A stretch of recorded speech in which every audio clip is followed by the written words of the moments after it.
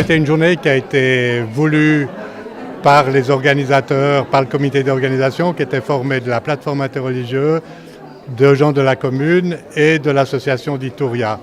Parce que la commune avait souhaité que lors de cette inauguration, on puisse faire quelque chose qui s'ouvre sur l'ensemble des communautés et aussi avec la participation d'autres associations, les jeunes de la fanfare, les chœurs de la région. Et je crois que c'était vraiment cette idée de relier, de partager, d'ouvrir, qui était au centre de toute cette journée, avec l'élément d'inauguration des nouveaux locaux de l'association d'Ituria, avec leur mosquée, mais aussi une manière de faire connaissance, de dialoguer avec tous les gens qui viendraient pour cet événement. C'est l'aboutissement de la création, du déménagement en fait, de ce centre culturel et cultuel. Et c'est une magnifique fête. On est très heureux d'accueillir cette nouvelle communauté sur notre territoire. C'est véritablement un centre qui n'est pas renfermé sur lui-même, mais qui est ouvert sur la cité, comme le sont les églises catholiques qui se trouvent en face et l'église protestante qui est juste derrière. C'est assez amusant de constater que ces trois lieux cultuels se trouvent à 50-100 mètres les uns des autres.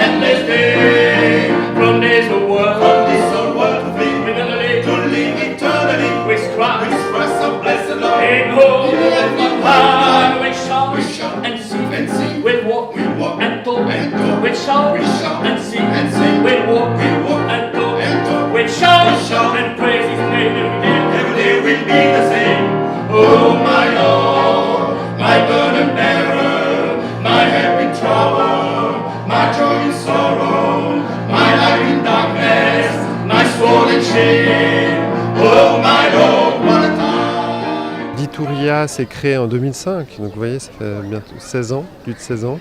C'était un long parcours, c'est une grande mobilisation de toutes les communautés albanophones de Genève autour de ce projet. Comme vous pouvez voir aujourd'hui, c'est des gens qui viennent de partout, c'est une grosse effervescence collective.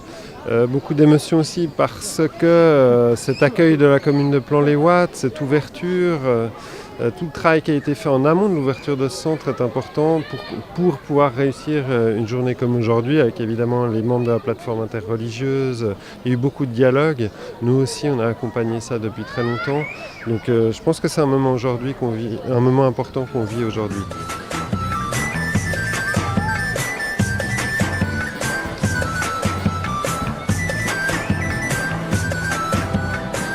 Comme vous le savez, les communautés albanophones, il y a des gens qui sont originaires de Macédoine, d'Albanie, du Kosovo. Ils utilisent ce drapeau, c'est la communauté albanophone. Après, vous voyez, il y a le drapeau de Plan-les-Ouates, le drapeau de la République et du canton de Genève où c'est marqué merci. Donc en fait, c'est ce grand mix. Ils ont plein d'identités différentes, ils sont suisses, ils sont albanais, ils sont kosovars, etc., etc. Ça, ils sont musulmans, certains ne sont pas musulmans, mais ils viennent aujourd'hui à l'inauguration. Enfin, vous voyez, il y a ce grand mélange.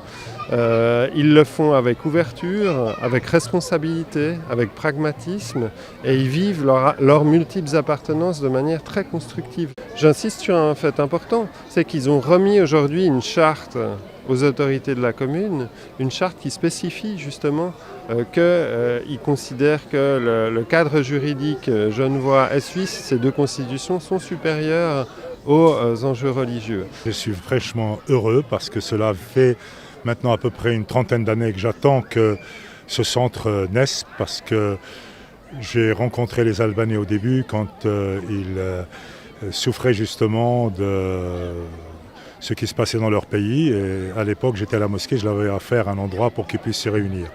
Puis après, il y a eu quelques problèmes. La nouvelle direction ne les voulait plus. Et c'est à ce moment-là où je leur ai dit, maintenant, il va falloir que vous vous preniez en main et que vous fassiez votre propre centre vous-même. Vous avez suffisamment d'expérience et je suis sûr que votre centre sera ce que nous, en tant que musulmans, nous souhaiterions qu'il y ait. Et ici à Plan-le-Ouat, c'est véritablement l'exemple même de ce qui peut être réussi en termes d'ouverture au niveau spirituel, culturel et social aussi. En 2010, on a commencé donc à rechercher des nouveaux locaux, car actuellement on est à Vernier, dans un 100 mètres carrés qui ne nous permet pas de pratiquer nos activités. Et c'est pour ça que nous sommes partis sur un projet un peu plus grand, avoir un lieu plus spacieux et plus adapté à nos besoins.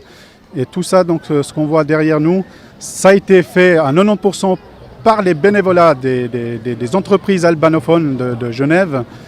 Quand je dis 90% des bénévolats, donc, y compris matériel et main-d'œuvre.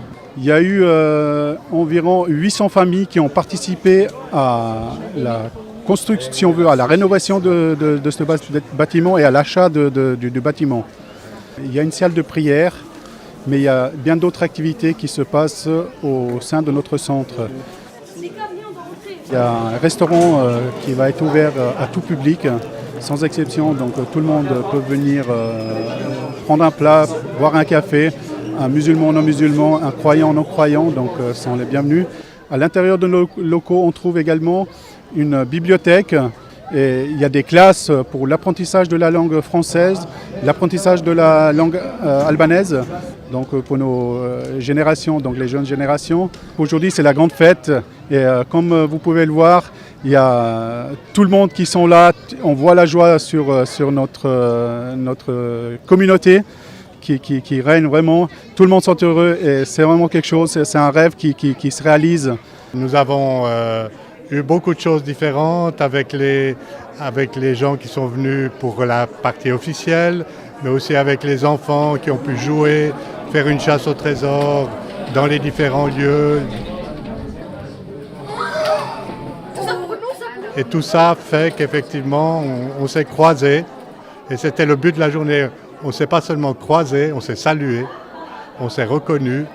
On a trouvé la richesse qu'il y avait dans la diversité des gens qui étaient là. Et on a envie que ce soit juste un point de départ et pas un point d'arrivée.